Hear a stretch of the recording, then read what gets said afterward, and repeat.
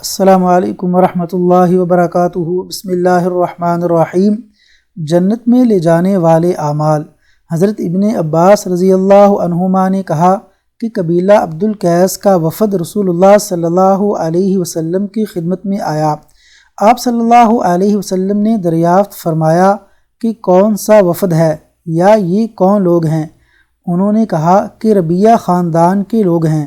آپ صلی اللہ علیہ وسلم نے فرمایا مبارک ہو اس وفد کو جو کبھی نہ رسوا ہو نہ شرمندہ ہو۔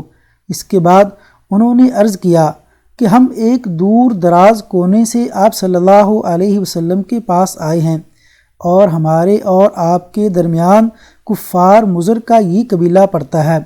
اس کے خوف کی وجہ سے ہم حرمت والے مہینوں کے علاوہ اور ایام میں نہیں آ سکتے، اس لیے ہمیں کوئی ایسی قطعی بات بتلا دیجیے کہ جس کی ہم اپنے پیچھے رہ جانے والے لوگوں کو خبر دے دیں اور اس کی وجہ سے ہم جنت میں داخل ہو سکیں۔ تو آپ صلی اللہ علیہ وسلم نے انہیں 4 باتوں کا حکم دیا اور 4 سے روک دیا۔ اول انہیں حکم دیا کہ ایک اللہ پر ایمان لائیں، پھر فرمایا کہ کیا تم جانتے ہو کہ ایک اللہ پر ایمان لانے کا کیا مطلب ہے؟ انہوں نے عرض کیا اللہ اور اس کا رسول زیادہ جانتے ہیں۔